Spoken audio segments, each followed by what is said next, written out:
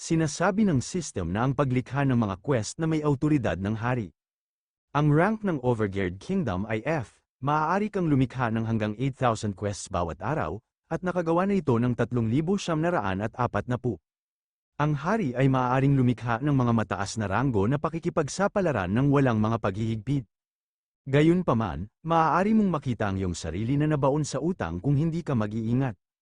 May board na may title na Status of National Announcement. Sinasabi ni Grid na madaling araw pa lang, pero napunan na nila ang kalahati ng quest quota.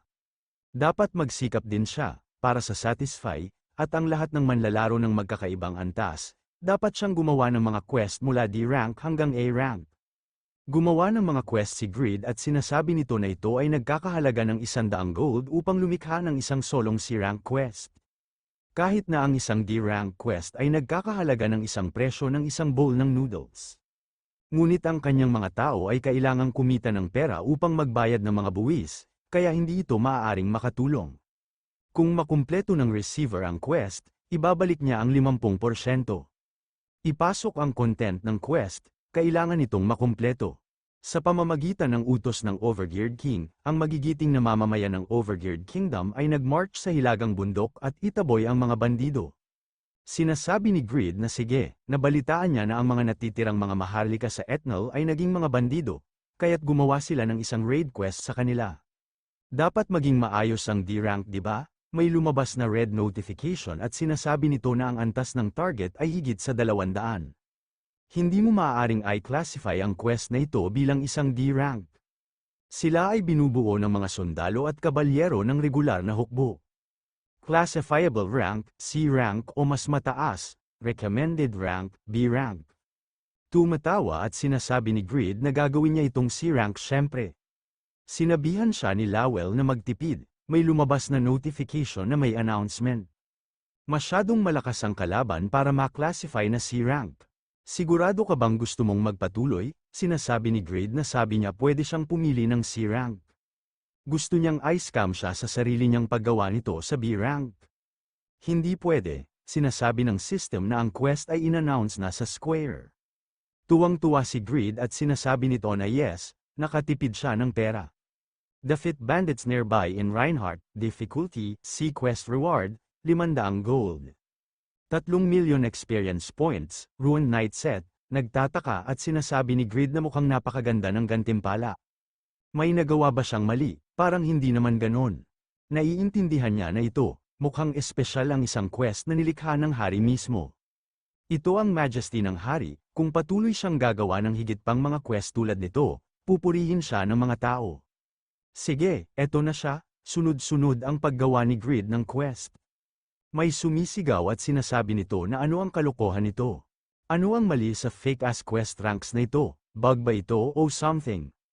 Okay, kaya mahirap ang national announcement quests, nakuha na nila. Ngunit bakit ang impyerno ay isang B-rank quest, na dapat ay nasa level 250 o mas mataas, na itinago bilang isang C-rank, na para sa level 150? Ito ay C-rank quest, na dapat ay para sa mga manlalaro na nasa level 100, pero ito ay minarkahan bilang D-rank. Ano ito? Bagong uri ng pagpapahirap. Sinasabi ng nakablo na buhok na babae na kung bakit hindi nalang tanggapin ang mga quest na mas mababa ng isang rank. Hindi masama ang rewards, at batid ng naka-gray na buhok na babae na ngunit makakakuha siya ng C-rank reward para sa B-rank quest. Literal na niloloko nila sila gamit ang benepisyo sa buwis bilang bitag. May biglang nagsalita at sinasabi nito na makinig ang lahat, at huminahon. Kailangan nilang basahin kung ano ang iniisip ng kanilang king dito. Coke, level 230, nakilala naman ng mga tao ang biglang nagsalita, at napapasigaw na lang ang mga ito ng kanyang pangalan, na si Coke. At batid pa nila na siya ang rurok ng second generation ng mga rookies. Sinasabi ni Coke na ang mga quest ng pambansang anunsyo ay may mas mataas na kahirapan, ngunit nakakakuha sila ng mga sundalo para samahan sila. Ang pakikipagkaibigan sa mga sundalo ay malaking pakinabang. Gusto ng kanilang hari na lumakas sila kasama ng mga sundalo. Sinasabi ng nakaputi na buhok na babae na alam niyang fanboy siya ni Grid, pero hindi ba siya masyadong nakakadiri, pinagtatanggol niya siya ng ganito? Ang C-rank quest ay karaniwang 1 o 2 sundalo lang ang kasama. Paano silang mga nasa level 100 na player, dapat kumpletuhin ang quest na yun? Ayon sa chismis, natalo siya ng grid squad, ng isang buto lang. Hindi niya kayang pagtakpan ang kalunos-lunos niyang pagkatalo sa pamamagitan lamang ng pagpupuri sa kanya. Napatingin na lang dito si Coke, at sa isip-isip nito na isipin niya kung ano ang gusto niya. Mula sa pagkumpirma niya, siguradong may lakas sina Piaro at Greed para i-back up ang idealism nila. Ang lalaking nakilala niya noong araw na yun, ay ang idolo ng kanyang mga pangarap. Sinasabi ng system na ang single-horned griffin hunt na B-rank. Talunin ang 5 single-horned griffins, level 300. Support army, 5, at batid pa ni Cope na ang kanyang kamahalan ay hindi basta-basta maghahagis ng mga walang basihang pakikipagsapalaran ng walang dahilan. Papatunayan niya yan, sinasabi ng system na tinanggap mo ang quest. May tumatawa at sinasabi nito na ang isang level 230 ay tatalunin ng nasa level 300 na monsters na may 5 sundalo lang. Makinig ang lahat, kargahin na nila itong wala na sa pag-iisip, dahil winasak na siya ng kanyang idolo. Sa isip-isip ni Cope na manood na lang sila, papatunayan niya ito alang-alang sa kanyang kamahalan. Maaaring malampasan niya ito at tinanggap ang pinakamahirap na quest, ngunit nakatawag na siya ng 5 sundalo, kaya wala siyang matatakbuhan ngayon. Kung tinawag niya ang Royal Army, kailangan niyang ibahagi ang kanyang gantimpala sa kanila at magbayad ng kabayaran kung sila ay namatay. At dahil bumisita lang sila sa Vampire City pagkatapos ng seremonya, dapat pagod na pagod silang lahat. Kaya kailangan niya ang lakas ng sundalong yun, ang nag-escort kay Grid sa Pat Ryan, at madaling natalo ang noble NPC sa seremonya. Ang napapabalitaan, na isang nakatagong master, may nagpakitang sundalo at ito si Gadshu, level 206, job, Soldier of the Overgeared Kingdom. Tinatanong ni Gadshu na kung siya ba ang applicant. Nagdarasal si Coke na sana lumitaw ang naka-blonde na buhok, na may sandata na isang spear. Sinasabi ni Gadshu na maraming blonde na sundalo, at lahat sila ay bihasa sa ridden spearsmanships, kaya ang kanyang kahilingan ay medyo malabo. Ngunit walang makakapantay sa taong yun sa teknik ng sibat. Natuwa naman si Coke at sa isip-isip nito na yan dapat, ang napapabalitaan na isang nakatagong master. Nakatalikod siya sa kanya, may nararamdaman siyang kakaiba sa kanya. Sinasabi ng sundalo na wala pa siyang narinig na halimaw na tinatawag na single-horned griffin, ngunit subukan nila ang kanilang makakaya. Nadidismaya naman si Coke at sinasabi nito na ito ang pinakamataas na antas ng halimaw sa lugar na ito, ngunit hindi alam ng mga sundalo ang tungkol dito. Kakaiba, level 206, job, Soldier of Overgeared Kingdom. Level 201, job, Soldier of the Overgeared Kingdom.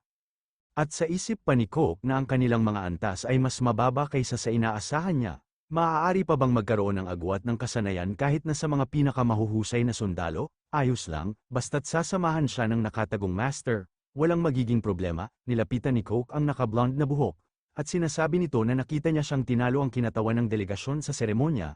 Inaasahan niyang makatrabaho siya, sinasabi ng naka-blonde na buhok na pasensya na, hindi siya yun, Rio. Level 205.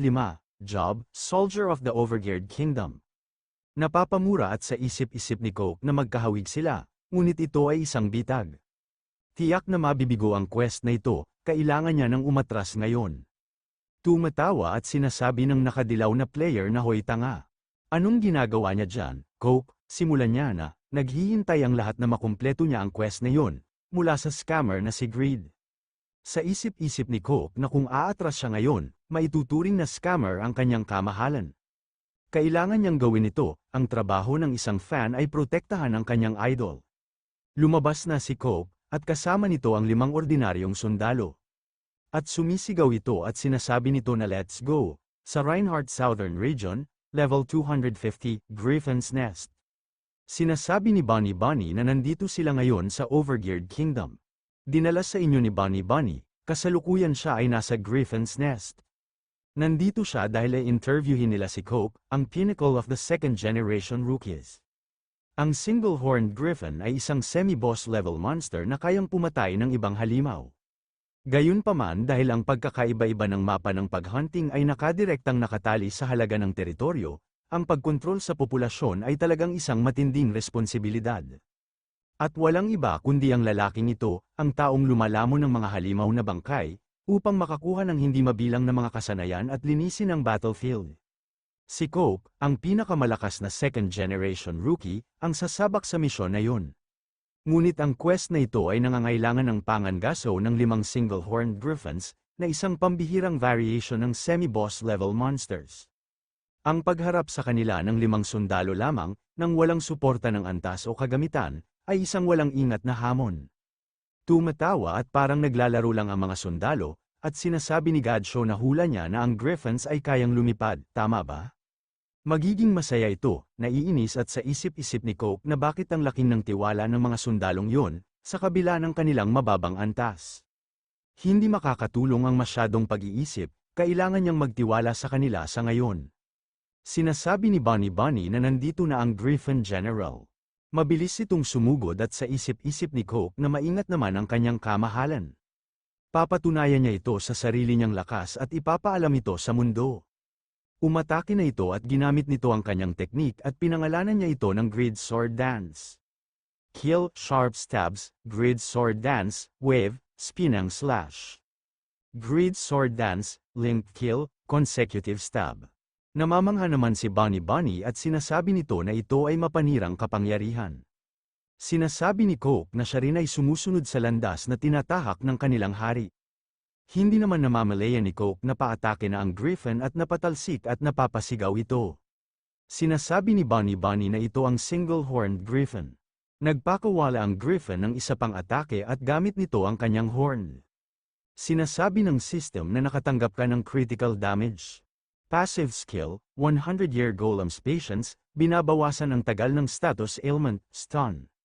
Na-immobilize ka sa loob ng 2 segundo, ramdam pa din ni Coke ang sakit na ginawang pag-atake sa kanya ng Griffin at sinasabi nito na ito ay mas mabilis kaysa sa inaasahan niya. Kung nag-freeze ang katawan niya ngayon, mamamatay siya sa susunod na atake.